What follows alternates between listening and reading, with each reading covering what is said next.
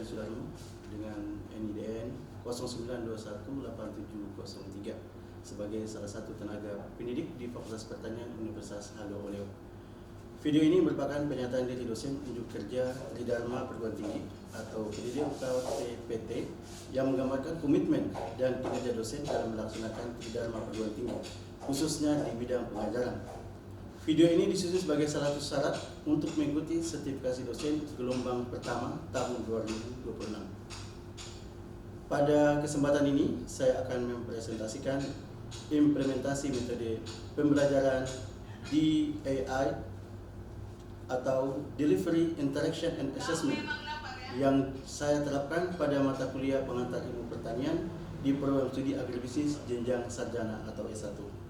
Pendekatan ini dirancang untuk mendukung pembelajaran yang berpusat pada mahasiswa atau student centered learning melalui penyampaian materi yang sistematis, interaksi dan aktif serta kolaboratif.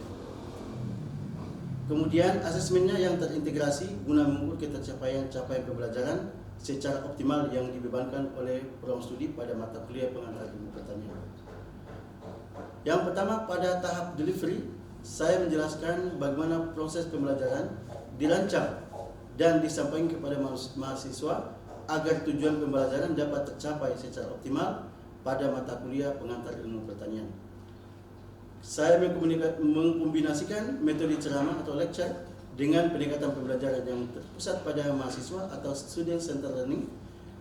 Penyampaian materi dilakukan secara sistematis untuk membangun pemahaman konseptual, tetapi tetap memberikan ruang yang luas bagi mahasiswa untuk berpartisipasi aktif melalui diskusi, tanya jawab, dan penyampaian pendapat.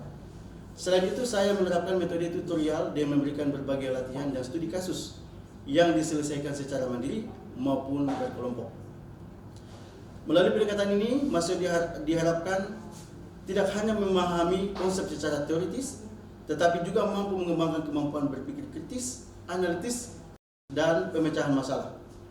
Dengan demikian, proses pembelajaran lebih interaktif, bermakna, dan mampu meningkatkan keterlibatan mahasiswa dalam mencapai capaian pembelajaran mata kuliah. Pada tahap interaction, saya membangun proses pembelajaran yang interaktif dengan mengedepankan pendekatan student centered learning, di mana perkuliahan diawali dengan pertanyaan melalui ilustrasi gambar sebagai pemantik untuk mendorong mahasiswa berpikir kritis, berdiskusi, dan berpartisipasi aktif. Interaksi tidak hanya berlangsung di dalam kelas, tetapi juga berlanjut di luar perkuliahan melalui pemanfaatan sistem pembelajaran daring atau SPADA yang digunakan di lingkup Universitas Haluo Oleo, sehingga komunikasi, diskusi, dan pendampingan belajar dapat berlangsung secara berkelanjutan. Dengan pendekatan ini, saya berupaya menciptakan lingkungan belajar yang kolaboratif, partisipatif, dan berorientasi pada pengembangan kompetensi mahasiswa. Tahap berikutnya adalah asesmen, yaitu proses penilaian untuk mengukur capaian pembelajaran mahasiswa. Sejak awal perkuliahan, mahasiswa memperoleh informasi yang jelas mengenai mekanisme dan kriteria penilaian melalui kontrak perkuliahan, termasuk rubrik yang digunakan sebagai acuan evaluasi yang telah dicantumkan pada RPS. Kemudian penilaian dilaksanakan secara berkelanjutan melalui dua pendekatan, yaitu penilaian formatif untuk memantau perkembangan proses belajar serta memberikan umpan balik atau feedback, dan penilaian sumatif untuk mengevaluasi pencapaian hasil belajar dan terukur yang tercantum pada RPS. Mahasiswa diharapkan lebih termotivasi untuk mencapai kompetensi yang telah ditetapkan. Selanjutnya, saya akan memperkenalkan mata kuliah yang saya ampu, yaitu pengantar ilmu pertanian dengan kode mata kuliah PRT 61001 dengan bobot 2 SKS dan telah diintegrasikan dengan Sustainable Development Goals atau SDGs. Mata kuliah ini merupakan mata kuliah wajib yang diberikan kepada seluruh mahasiswa di lingkungan Fakultas Pertanian Universitas Haluo Oleo. Melalui mata kuliah ini, mahasiswa dibekali pemahaman dasar mengenai konsep, ruang lingkup, dan peran strategis ilmu pertanian sebagai landasan dalam mempelajari bidang ilmu keilmuan pertanian secara lebih mendalam pada jenjang berikutnya. Pada mata kuliah ini, mahasiswa akan mempelajari tentang yang pertama adalah pendahuluan, yang kedua ruang lingkup ilmu pertanian, ketiga sumber daya lahan, keempat perlindungan tanaman dalam pertanian, kelima pemenuhan pangan bagi masyarakat, keenam tantangan dan peluang usaha dalam sektor pertanian, dan yang ketujuh kebijakan dalam bidang pertanian. Adapun CPL Prodi yang dibebankan pada mata kuliah ini, yang pertama menunjukkan sikap bertakwa kepada Tuhan Yang Maha Esa, menjunjung tinggi nilai kemanusiaan, kedisiplinan, nasionalisme, dan menghargai keanekaragaman, memiliki tanggung jawab, kepekaan sosial, kemandirian, dan kewirausahaan, serta mampu bekerjasama dan berkontribusi pada peradaban yang berdasar nilai-nilai Pancasila.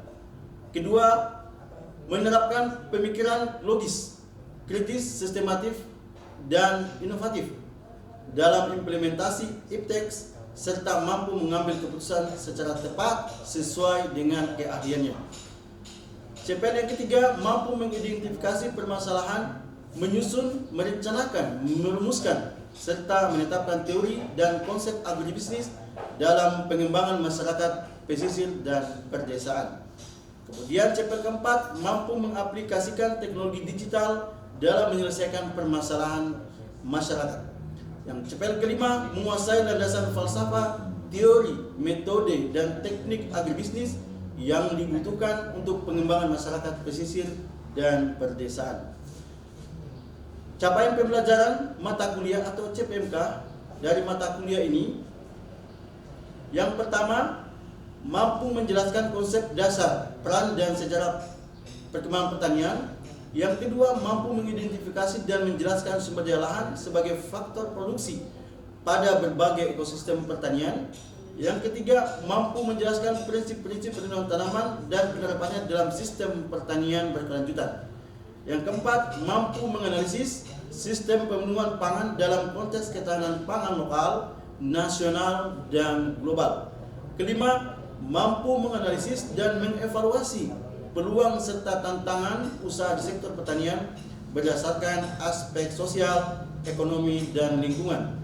Yang keenam, mampu menganalisis kebijakan pertanian serta dampaknya terhadap pembangunan pertanian dan masyarakat. Yang ketujuh, mampu merumuskan solusi atau gagasan pengembangan pertanian berkelanjutan berbasis potensi sumber daya dan kondisi lokal. Kemudian, kemampuan akhir tiap tahapan belajar atau disebut dengan sub CPMK terdiri dari yang pertama, mampu memahami peranan pertanian kehidupan serta pentingnya pengembangan pertanian berkelanjutan. Kedua, mampu menjelaskan pentingnya pertanian bagi kehidupan, sejarah, perkembangan, dan peran pertanian. Ketiga, mampu menjelaskan potensi sumber daya lahan sebagai faktor produksi pada berbagai kondisi ekosistem pertanian. Keempat, mampu menjelaskan potensi sumber daya lahan sebagai faktor produksi pada berbagai kondisi ekosistem pertanian. Kemudian mampu menjelaskan prinsip-prinsip perlindungan tanaman dalam pertanian. Selanjutnya, mampu menjelaskan penerapan dan perlindungan tanaman pada sistem pertanian. Kemudian mampu mengurai dan menjelaskan sistem pemenuhan pangan bagi masyarakat. Kemudian mampu menjelaskan peluang dan tantangan usaha di sektor pertanian. Kemudian mampu menganalisis peluang dan tantangan usaha di sektor pertanian. Kemudian mampu merumuskan solusi terhadap peluang dan tantangan usaha di sektor pertanian. Selanjutnya, mampu menjelaskan kebijakan di bidang pertanian. Kemudian mampu menguraikan kebijakan pertanian serta implementasinya. Yang terakhir, mampu menganalisis kebijakan pertanian dan dampaknya terhadap pembangunan pertanian. Adapun bentuk asesmen, yang pertama, kehadiran dan partisipasi aktif. Jenis asesmen adalah formatif, itu 10%. Yang kedua, kuis, jenis asesmen formatif 10%. Kemudian tugas individu atau critical review, jenis asesmen formatif dengan persentase 15%. Kemudian case method dengan jenis asesmen formatif 10%. Kemudian project based learning, jenis asesmen adalah formatif dengan persentase 15%. Kemudian presentasi, jenis asesmen formatif persentase 10%. Kemudian ujian tengah semester, jenis asesmen sumatif 15%. Kemudian ujian akhir semester sumatif dengan persentase 15%. Bentuk asesmen ini didukung oleh rubrik dan instrumen penilaian asesmen yang telah tercantum pada RPS. Demikian pemaparan mengenai implementasi metode pembelajaran Delivery, Interaction, and Assessment pada mata kuliah pengantar ilmu pertanian. Saya akan menampilkan pelaksanaan pembelajaran atau pemaparan tatap muka di depan kelas sebagai implementasi nyata dari pendekatan tersebut. Selamat menyaksikan. 3. Assalamualaikum warahmatullahi wabarakatuh. Waalaikumsalam warahmatullahi wabarakatuh. Dan selamat pagi. Pertemuan pertama kita di mata kuliah pengantar ilmu pertanian itu sudah disampaikan secara detail yang berkaitan dengan IPS koordinator mata kuliah Pak Dr. Samsul Alamika. Sehingga pada pertemuan ini saya masuk di pertemuan kedua yang akan menjelaskan tentang sekarang kita mulai di IPS. Ya.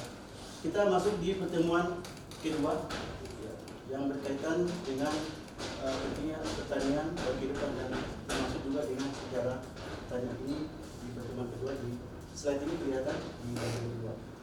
Di sini diharapkan mahasiswa mampu menjelaskan pentingnya pertanian bagi kehidupan dan termasuk dengan sejarah dari pertanian. Kita masuk di materi evaluasi pertanian. Ini pertemuan ini akan ada 3 hal yang akan kita coba bahas.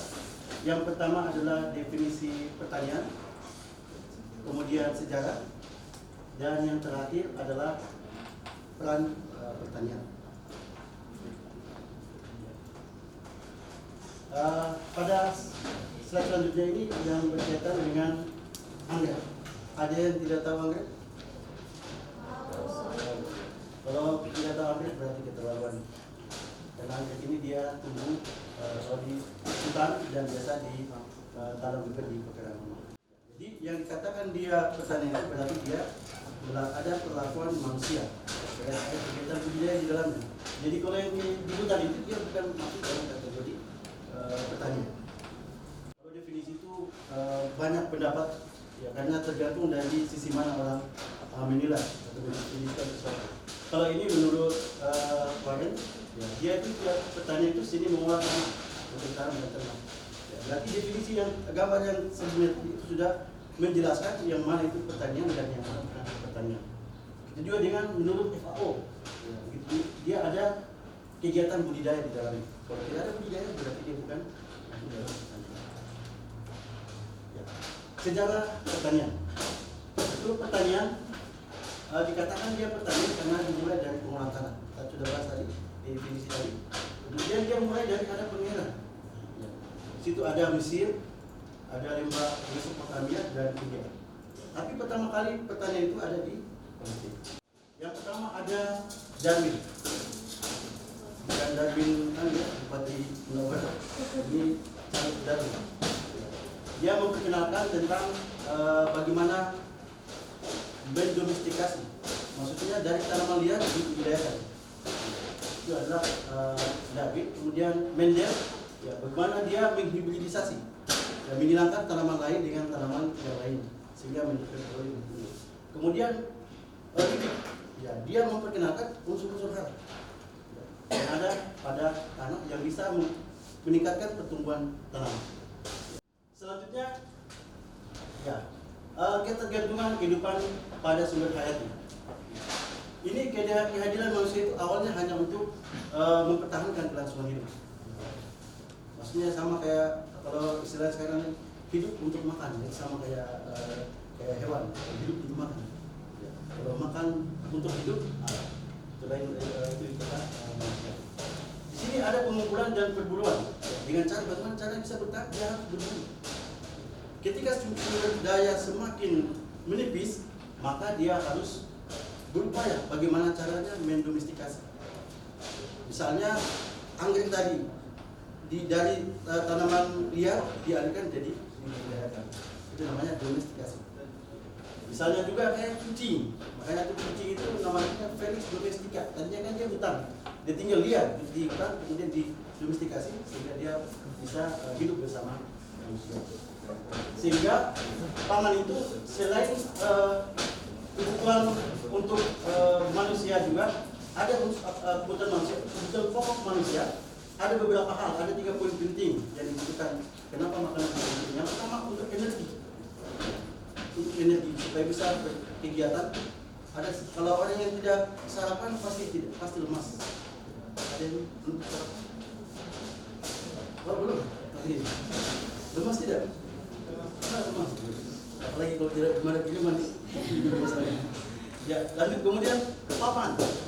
Ya, itu papan. Kebutuhan manusia papan, berarti ada rumah. Kalau tidak ada rumah ya, bagaimana bisa tinggal?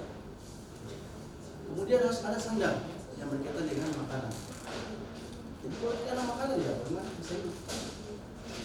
Sehingga kebutuhan hakiki manusia itu adalah bagaimana dia bertahan. Itu dia terjadi revolusi dari tenaga hewan menjadi tenaga mesin. Tenaga manusia menjadi tenaga mesin. Itulah revolusi. Itulah cikal bakal muncul peningkatan pengelolaan sumber daya, pengelolaan pertanian. Kemudian ini pembagian kehidupan manusia. Ada Golden Age, Silver Age, Bronze, dan Iron Age. Ini ada namanya prehistory atau prasejarah.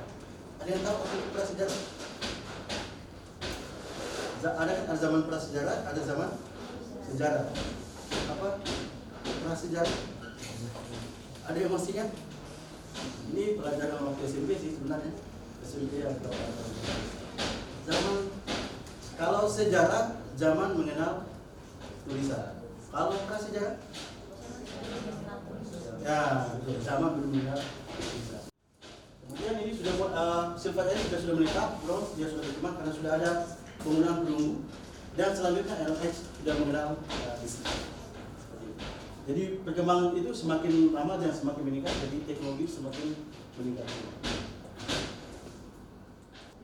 Ini juga perkembangan ekosistem pertanian, ya, mulai dari mengumpulkan makanan, kemudian nomaden, berpindah, makanya ada istilahnya berladang berpindah-pindah. Ketika unsurnya tidak terpenuhi, dia pindah ke tempat yang lain. Kemudian pertanian menetap, subsisten.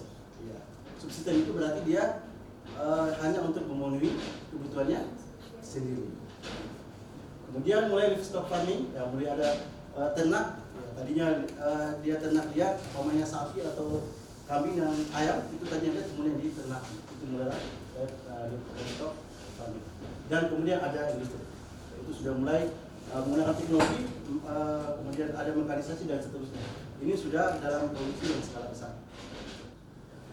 Kemudian peran pertanian. Ini yang pertama, pertanian itu mempunyai peran sebagai sumber pangan utama. Ada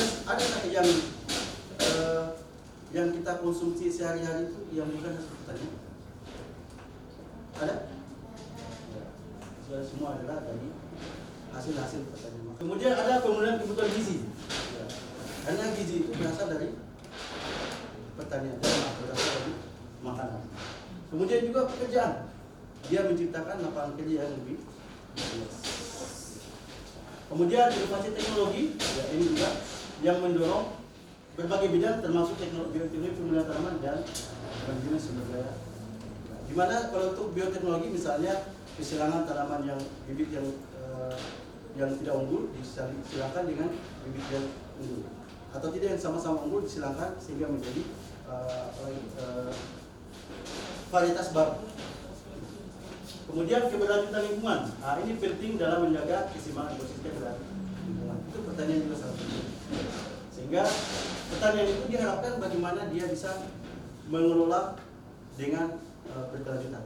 Karena percuma juga kalau pertanian itu semakin lama menggunakan pestisida kimia, ya justru bukan mematikan hama, tapi justru dia merusak atau bukan resisten, maka resisten pada hama tertentu. Ya. Dan kemudian ketahanan pangan. Dengan adanya pertanian ini bisa mengurangi ketergantungan pada Indonesia. Yang biasa diimpor Indonesia apa? Beras, apalagi? Kopi, apalagi? Kalau yang biasa dikonsumsi, kalau biasa yang paling biasa beras, bukan buaya, itu dia bahan terigu. Apalagi yang biasa orang konsumsi, yang lebih praktis, yang mengandung protein. Ya, selain telur. Ya, ayam. Apalagi dari tanaman.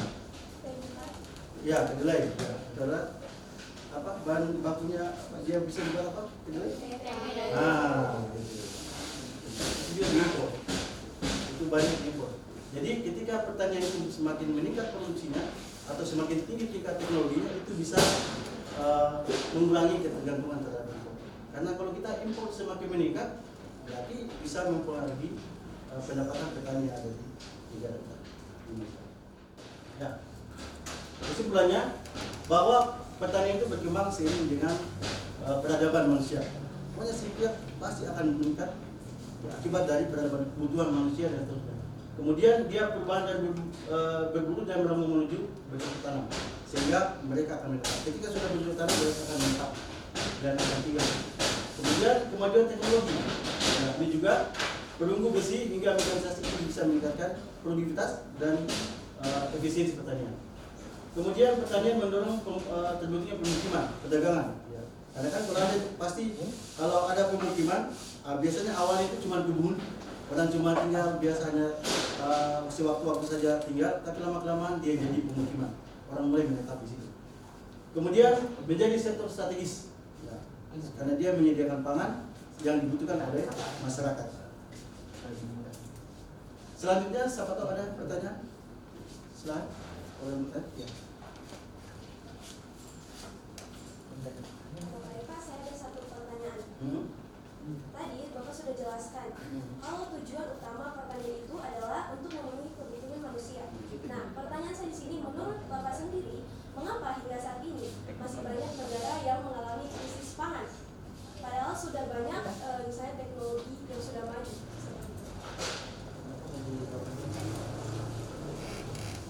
Terjadi krisis pangan dan teknologi sementara ada istilahnya kontradiktif antara teknologi sudah maju tapi terjadi krisis pangan. Yang pertama karena ada beberapa sih negara-negara tertentu yang mengalami krisis pangan. Yang paling banyak itu di negara-negara Afrika. Karena tergantung pertama dari kebijakannya, kemauan dari pemerintahnya. Karena ada biasa daerah-daerah tertentu, bukan cuma di Afrika, ada yang menolak teknologi. Misalnya dia mau bercocok tanam, dia maunya ya seperti biasa saja, sesuai dengan kebiasaan turun-temurun dari orang tuanya ya, atau leluhurnya. Jadi itu yang jadi kebiasaan untuk bercocok tanam. Tapi kalau ada juga yang mau menerima teknologi, ya. Ketika dia mau menerima teknologi, ya pasti akan terjadi peningkatan produksi. Kalau tadi kenapa juga terjadi krisis? Ya karena kebutuhan di dalam negerinya terlalu banyak, sementara yang diproduksi sedikit. Nah, berarti ketika terjadi produksi sedikit berarti terjadi kelangkaan. Jadi kalau terjadi kelangkaan berarti ada orang yang tidak makan. Bisa jadi makan tapi dalam porsi yang lebih sedikit dari yang. Jadi yang paling penting adalah bagaimana masyarakat ataupun petani mau menerima teknologi. Karena tidak semua orang mau menerima teknologi. Silakan, siapa lagi? Yang ada yang mau bertanya? Ya, Nah, untuk menyelesaikan tentang krisis ekonomi ini, bagaimana caranya kita itu masyarakat supaya mereka mau menerima teknologi ini untuk menyelamatkan pangan kita? bagaimana masyarakat bisa menerima teknologi? Itu adalah peran-peran dari penyuluh pertanian, karena dia sebagai ujung tombak. Ketika penyuluh pertanian bekerja dengan baik, maka akan tujuan dari pembangunan pertanian itu akan tercapai. Karena fakta di lapangan ada beberapa sih yang harusnya sebagai penyuluh pertanian tapi tidak pernah jalan. Makanya sekarang semakin kesininya, semakin ke depan itu penyuluh itu ada namanya open camera. Semua aktivitasnya open camera. Jadi terdeteksi ini dia bekerja atau tidak. Nah, itu salah satu strategi bagaimana meningkatkan peran-peran penyuluh di masyarakat. Dan memang penyuluh itu harus banyak mengetahui. Ya, bukan cuma hanya bidang pertanian juga sih, harus tahu tentang budayanya Masyarakat kan sampai dia kebiasaan dia atau budaya dia tempat tinggalnya beda dengan budaya tempat lain. Karena apapun yang kita sampaikan selama dia itu bertentangan dengan budaya mereka pasti akan susah diterima, atau mungkin cara penyampaiannya tidak tepat. Jadi peran-peran penyuluh ini yang mempunyai peran penting dalam penerapan teknologi pertanian ini. Ada lagi ya? Karena gender jadi perempuan lebih menonjol daripada laki-laki.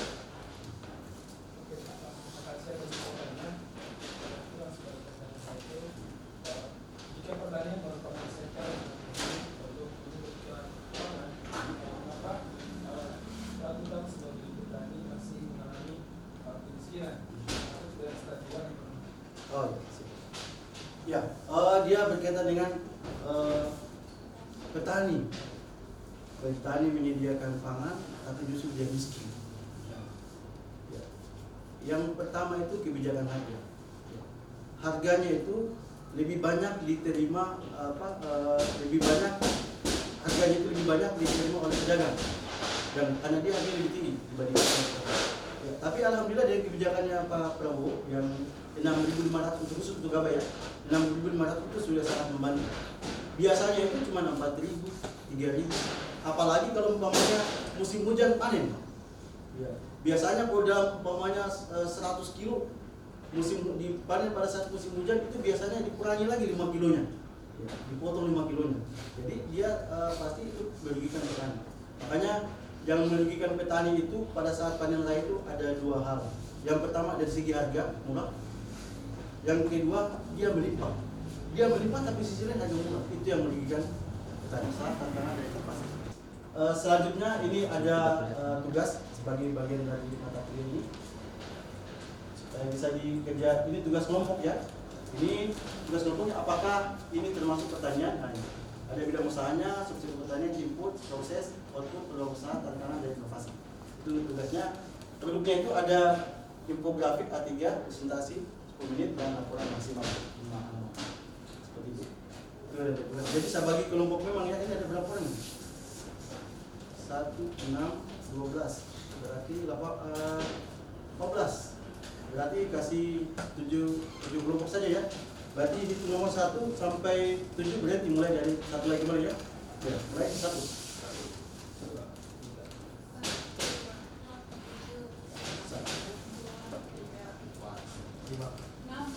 Nah, berarti yang angka yang sama itu 1 kelompok.